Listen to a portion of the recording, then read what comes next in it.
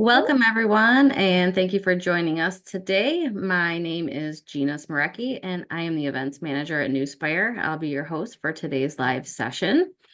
Happy Leap Day, everyone. I can say that you're probably making great use of this extra day that you have by joining us here for the next 30 minutes.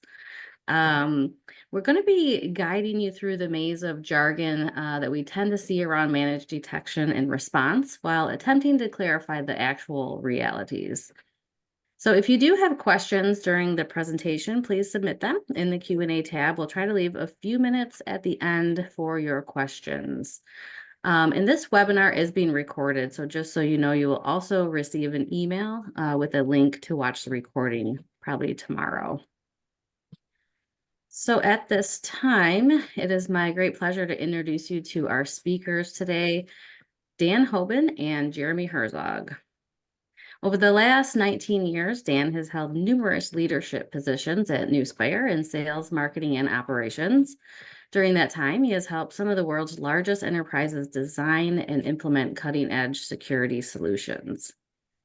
Jeremy is the director of engineering at Nuspire. He has over a decade of experience in cybersecurity and has specialized in being a hands-on implementation engineer for hundreds of customers utilizing countless security technologies. So before I hand this over to our speakers, we would like to get your input on our poll. So let me go ahead and launch the poll here. All right. And the question reads, in your opinion, what is the most critical component missing from any MDR solutions today? Please choose your answer from the following: customization to specific environments, quality of threat intelligence, effective SIM integration, comprehensive threat mapping, proper tuning, or transparency and rule logic and investigation criteria. I'll give everybody a minute to cast their vote. And then we will take a look here. I see people voting. All right.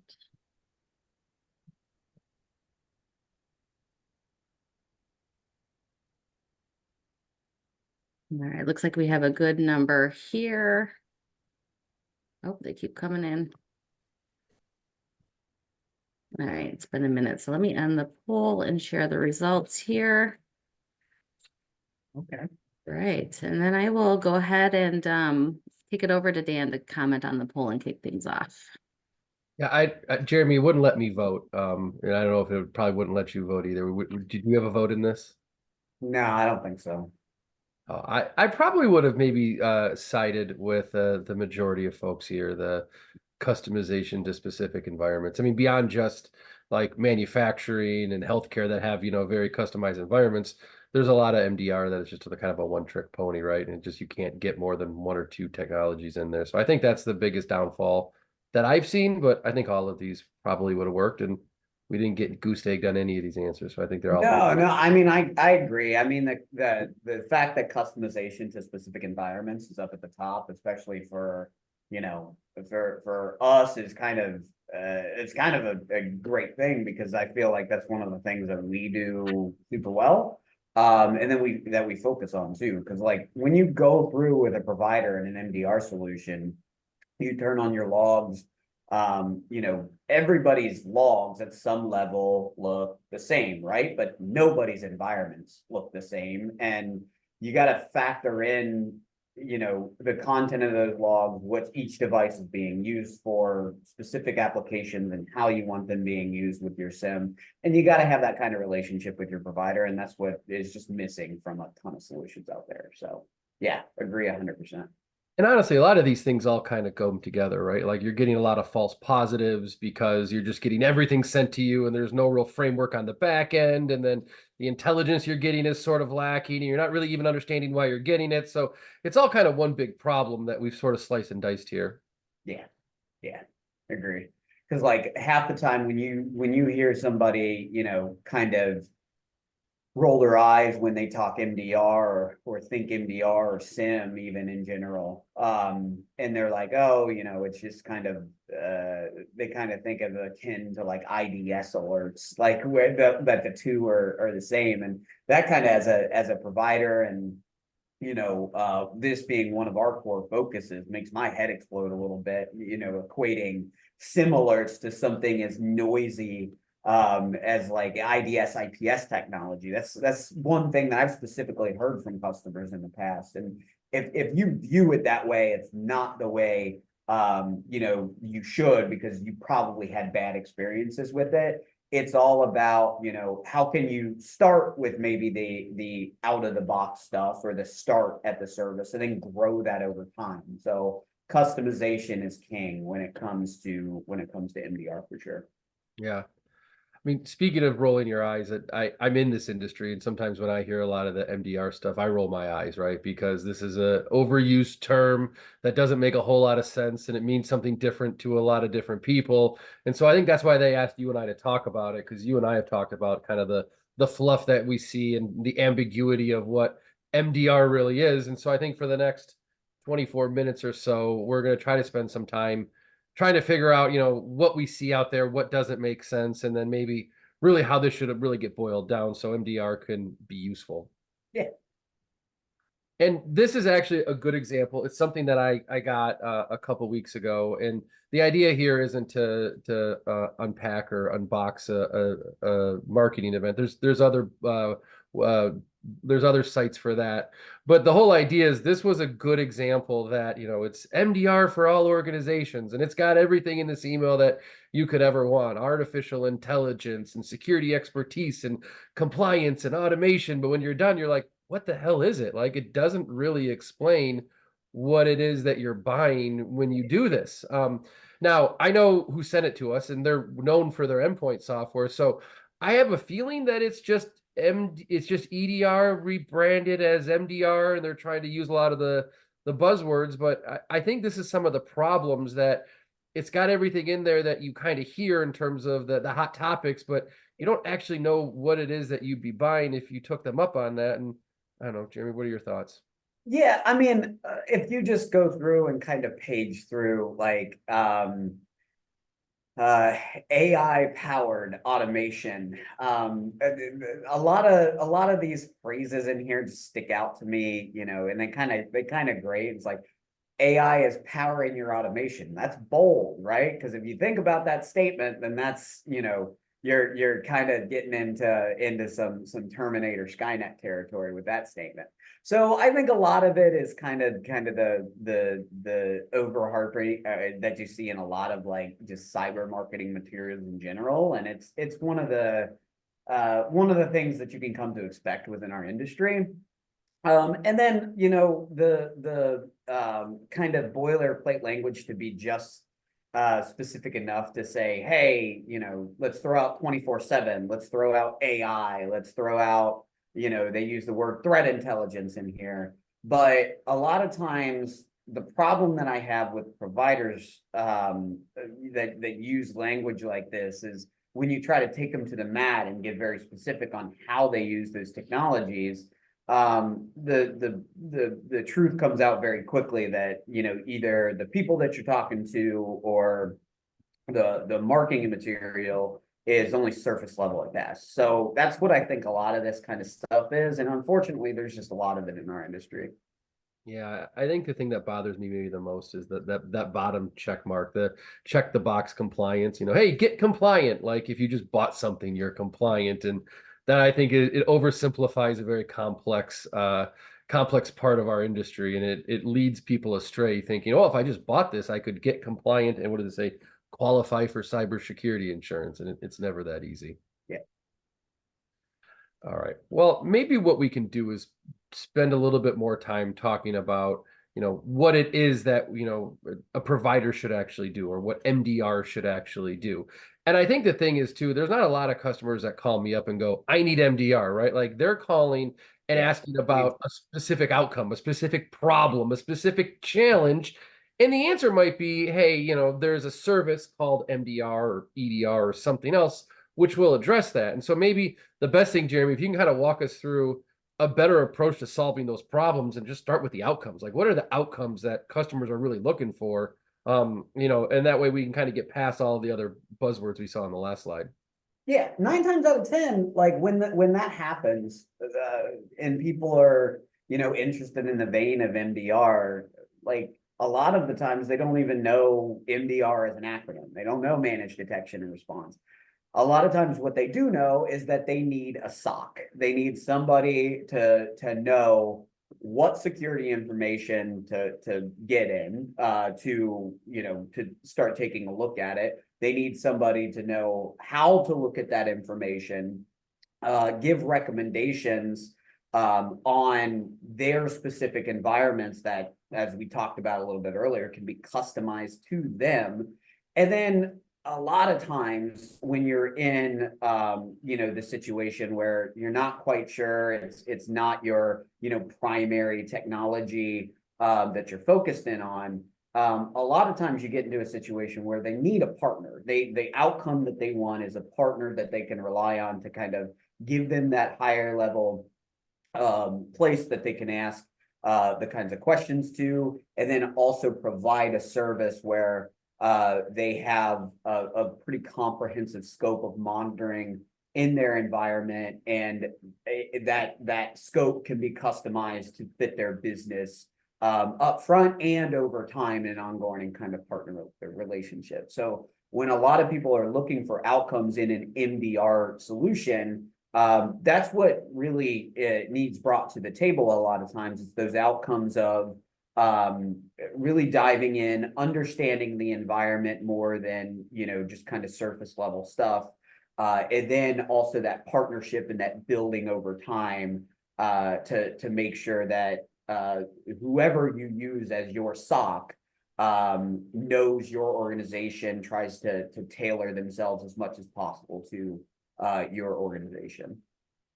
And I think to that point, that's something that maybe bothers me the most, right? Because like you said, people are calling up and saying, I need a security operations center, right? And they're not necessarily saying, I need MDR for one specific technology, right? And so then companies that will go out and just do MDR for just an endpoint or just a firewall or just a cloud application, I feel like they're missing the mark and maybe leading customers astray a little bit, because I think most of the time when people are asking, like you said, they want that outcome. They want a security operations center. They want people that are going to look at an environment holistically and look across different technologies. Do you think it's a little wrong if we're talking about just MDR for one thing? Is that really MDR?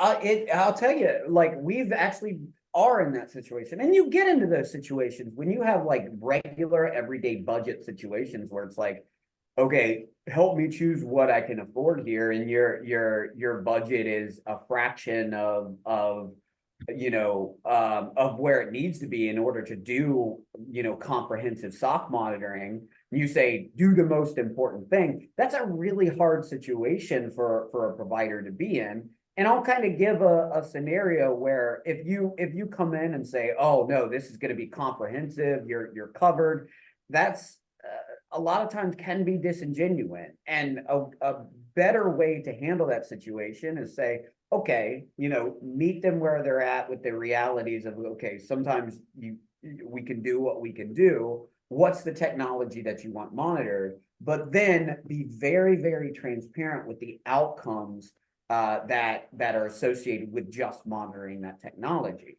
Because part of the power that comes out of MDR is having all the security information in one place. And the more you add to it, the more, obviously, the more strength that it gets in order to not only detect things, but almost more important is the ability for SOC analysts behind the scenes to correlate between the logs and check things out. So if you're in a situation where maybe it is a situation where you just do MDR in one thing and you're not going out there and saying, okay, what are the specific use cases that you want to accomplish either in the pre-sales process or in the implementation process, maybe create custom dashboards or custom alerting, or at least verify your out-of-the-box alerting and make sure it hits the mark with what they want to achieve, then there's some room for growth there as a provider. And that's one thing that we try to do is if there's a scope there, we try to go out and be super transparent and say, hey, you need more in order to have holistic coverage and those kinds of things. But if you cover this one technology, this is transparently what you will get from that. So there's kind of two ways to that question. As long as, it's transparent, I think there can be some value there. But as a provider, you got to be transparent in the fact that that's not going to be the one size fits all answer, and that won't get you everything that you need. So focus as specific as you can on the outcomes that you want for that technology. And you might have hit on one of the main problems that, generates a lot of the stuff that we talked about in the poll, right? About actionable intelligence and tuning and all of that, is if you don't have a wide breadth of different technologies, I'm not sure what kind of analysts, your SOC engineers can do. And I'm not sure what kind of actionable intel besides just being an alert jockey and say, my firewall got this alert, check it out. Oh, my endpoint got this, check it out. You're really kind of limiting the scope of what those SOC analysts can do. I actually think we have some use cases, right, Jeremy? Yeah. All right. You want to get into this one? Yeah, absolutely. So just walking through some real world use cases, fictional company here, we throw out some log sources. So here's a little bit of this company's security stack. The basics of this use case is, hey, Democorp has, they have maybe Sentinel-1 for EDR technology. They have FortiGates at their edge for firewalls. They have E5 licensing from Microsoft with Defender for Office 365 fully configured. And they have Zscaler web filtering turned on in their environment. Bob Cobb receives an email with a malicious URL. He clicks on it and downloads an attachment. That's kind of the basis for the use case. Now let's talk about what MDR outcomes we would necessarily want to see in the situation. So what some good MDR outcomes would be, obviously a similar triggered off the base Office 365 URL. And then what you would want to see in that situation is, obviously in the Zscaler traffic and in the FortiGate traffic, you should have some associated web traffic. So if Bob Cobb's clicking on that link, we should have a record of him clicking on that link from Defender for Office 365, because Office 365 is going to kind of go out there and say, hey, I identified that as a malicious URL link. And usually with the default configuration, even the out-of-box configuration from Defender for Office 365, it's going to flag that. And then step through that. So the SOC analyst is going to get that and then run it through its paces. The SOC analyst can see the URL. Let's go take a look at associated Zscaler or FortiGate traffic for the domain that was listed in the alert. Do we see Bob Cobb trying to reach out to that? Oh, we do. Okay, Bob Cobb reached out to that. Maybe we go and kind of check. All right, we see Bob Cobb has reached out to that. He put some post traffic or he did some URL traffic, and we see an attachment come down in that log. So if I'm a SOC analyst, I'm in there looking to that traffic to see I can trace it from the alert source in Defender for Office 365, and then I can use Zscaler and FortiGate to kind of trace the activity of Bob Cobb's endpoint after the fact, and then kind of trace it through the whole vein where maybe it's a situation where the Bob Cobb's endpoint has Sentinel-1 on there. The analyst might then pivot into a Sentinel-1 solution into the endpoint and say, okay, let's look at any files created within the time frame of Bob Cobb clicking on that. Let me see if I can find any correlated suspicious threat indicators and like the EDR telemetry logging.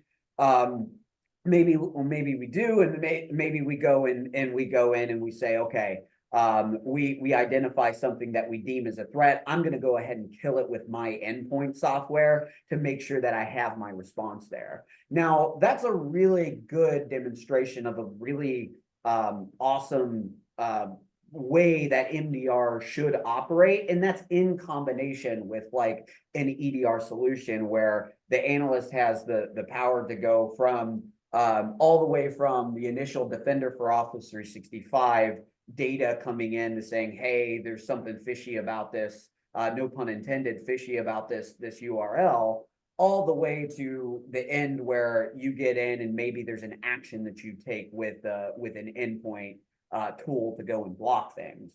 But it's kind of just a part and parcel for what MDR should be in a perfect world, so to speak. I think there's another use case. Is that Yeah.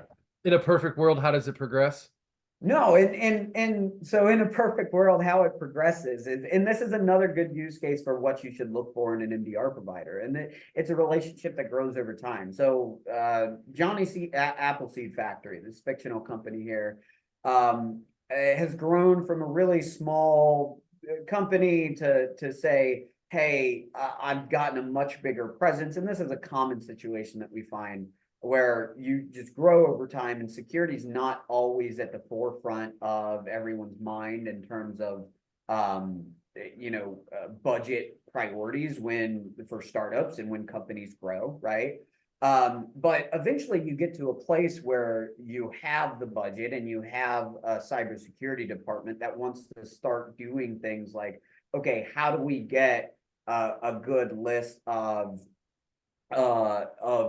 things that we cover or boxes that we check from an alerting standpoint? What do we have eyes on? And that's what a partner and an MDR or provider should be able to kind of come help you bring to the table, is those lists of your current checks. And if you come to them and say, okay, what is the value that you bring for XYZ?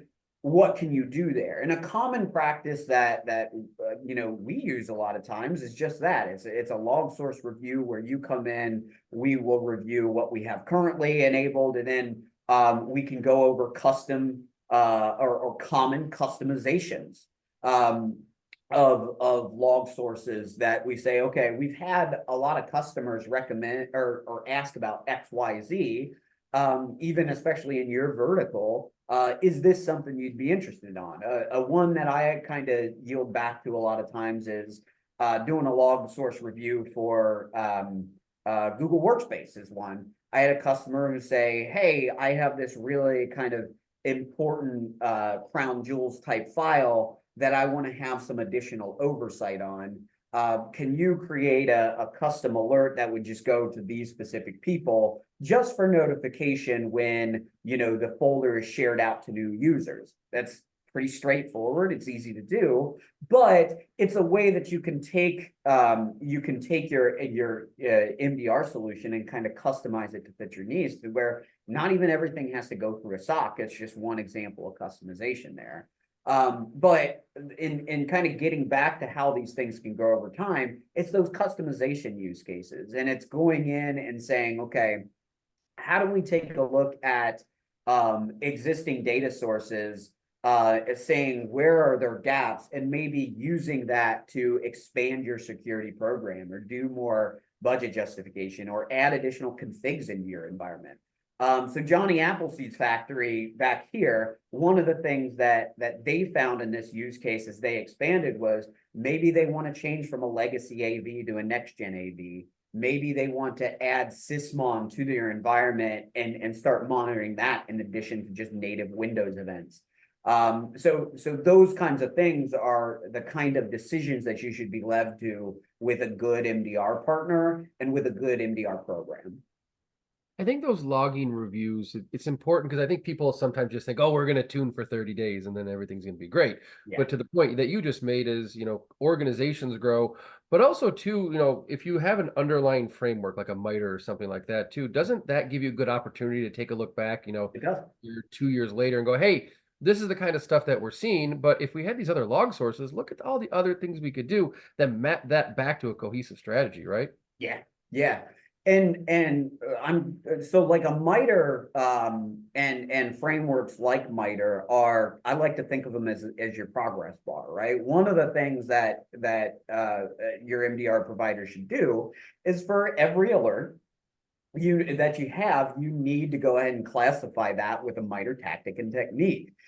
And then that allows you to go in, and when you look at lists of alerts, it's not just list of alerts anymore. You're covering boxes, you're checking boxes, and you're saying, okay, at least in terms of my coverage, I have some protection for reconnaissance and IP scanning from my firewall log, so to speak. So that's a prime use case of those. And you should be able to take a specific alert and map that over to a situation where you map that over to a box that you can check to serve as kind of a higher level progress bar. Yeah. And that's a good point. I think we'll get into a second, maybe some of the different things to look for to make sure that you've got it right for you. Yeah. But maybe one of the things to look out for to start with is to make sure it's not right for you. The big things that I always like to key on is if someone's like, we're going to secure you, and even in some small way, right? Like, we're going to secure your network, or we're going to secure your endpoints, because that's usually an oversimplification, and that usually ends to the dovetails into that lack of transparency. Because if you're like, how, you're not going to get a whole lot. You talked a lot about the customization element, right? Hey, I've got these crown jewels and I'm keeping them on this or that, or I'm doing something here. That's necessary, right? Just getting every alert under the sun adds to alert fatigue. It also just drives you crazy because a lot of these like endpoint protection platforms, everything sounds terrible, right? And so being able to customize what you really want and what you want to do goes a long way. And then, yeah, we talked about the over reliance on AI. I can't get AI to put a basketball practice plan together, so I'm not really sure I wanted to trust it with my cybersecurity on my network, right? Anything else that bothers you when it gets to when you see red flags with other providers? No, I mean, I think I could talk all day on a lot of these. That lack of transparency gets me to where, it's a provider at the end of the day. That has a black box, and it's just like, you kind of have to trust us. With any of my customers, it's always a trust but verify. And we try to develop those relationships over time to where, you can question us and you can come in and say, well, what about this? What about that? And that's where we try to be as a provider. Yeah. And I think that, that really kind of leads to, if you guys are going to get one thing out of today's webinar, it's really the outcomes piece of it, right? We've spent the whole time just talking about outcomes. And if anything, if we brought up, AI or automation, all that, is kind of to poke fun at it. Maybe talk a little bit about those outcomes, right? Like, what is it that you think has to be in an MDR solution to deliver the outcomes, frankly, that customers are asking for, because they're not asking for X, Y, and Z. No, yeah, I mean, those outcomes are like, obviously the progress bar, we hit on that. I do want to talk for a second about automation, because automation, when used right, is an integral component to an MDR solution, but it should be in the place and used in context, right? So at least our view of automation is making sure that the context of particular alerts are in place, that the information is in the right hands and it makes sense. And then also going that extra step and saying, okay, if it's for sure, if the degree of confidence is just so high, having automated remediation, either on the endpoint side, in the identity layer, or at the network stack, is very important to have in a lot of solutions too. So that automation piece is even more and more. It's one of those growing things in the industry where that's becoming more and more of a must-have. But meaningful threat intel, if you go to a provider and they just kind of throw threat intel at you generically, I question you to question them. Well, how are you using it? How do you filter it? Get specific on the threat intel, because threat intel is only as good as the filters that you use on it. Otherwise, if you're not filtering through the noise, then you're just coming up with more noise, and it's going to manifest itself into your alerts.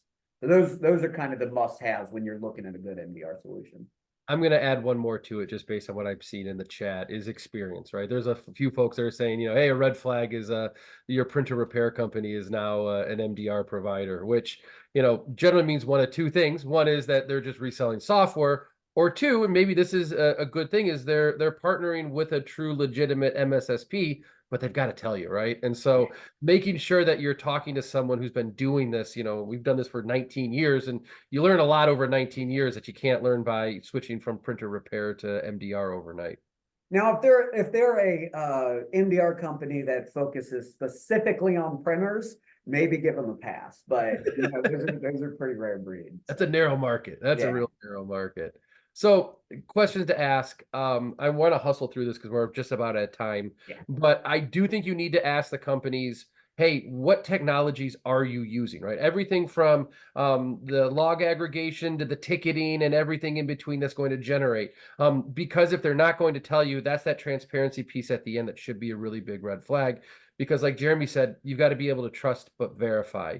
Yeah. The other piece too that Jeremy hit on earlier too was the framework, right? Don't just send me every single alert because I'm going to go crazy, right? We need to have some ability to map this back to some cohesive common sense type of bedrock of how we're going to treat alerts and how we're going to treat security events. And then the last piece that we've touched on a few different times over is integration. And I don't just mean that like my EDR platform can talk to your MDR platform. What I really mean is people and process integration, right? Jeremy brought up a really good point about, hey, here's where I keep my crown jewels, and I need to have these 3 people know when someone's going to access that, right? Like that's the type of integration that you need. And that's the kind of transparency that you're going to have in real time if you want a real MDR provider, right? Right. All right. I think there's some resources. Gina, what did we miss? Oh, I don't think you missed much. I think you guys that was a great discussion. Thanks for sharing your use cases and your experiences, your knowledge today. Let's see, we are definitely like right up at the time frame here. I don't see any more questions, so I am just going to go ahead and share these resources. I did want to quickly mention our next webinar, which will be on March 28th. This is where we're going to build on something Jeremy and Dan were talking a little bit about today, and take a deeper dive into practical strategies for mapping device logs to the MITRE framework. So I'd like to go ahead and share the link out to everyone in the chat box in case you're interested in that next webinar of ours. And then also a few relevant resources that we have to share. We have a blog about the value and buzzwords about the MDR, same thing we were talking about today, a buyer's guide and a video for you. You want to grab these links and take a look at them when you have time. We also have a full resources section on our website for anything you might be looking for. But if we don't have any other questions, which I don't see, I'm going to go ahead and wrap it up. But if anyone does have questions, please email us at Nuspire, webinars@nuspire.com, or contact us through our website. Also, upon exiting the webinar, there is a short survey that will pop up, and we'd certainly appreciate any feedback that you have for us today. Any closing thoughts from either of you, Dan or Jeremy? No, I appreciate everyone coming in. I saw some of our friends from across the pond that are joining after work hours, after dinner hours, and I appreciate you taking some time out of your night to spend a half an hour with us. Thanks, guys. Yeah, I saw some common names from the audience too. So thanks to everybody for joining. I appreciate it. All right, on behalf of Nuspire and our presenters, thank you for joining us and have a great rest of your day. Thanks all.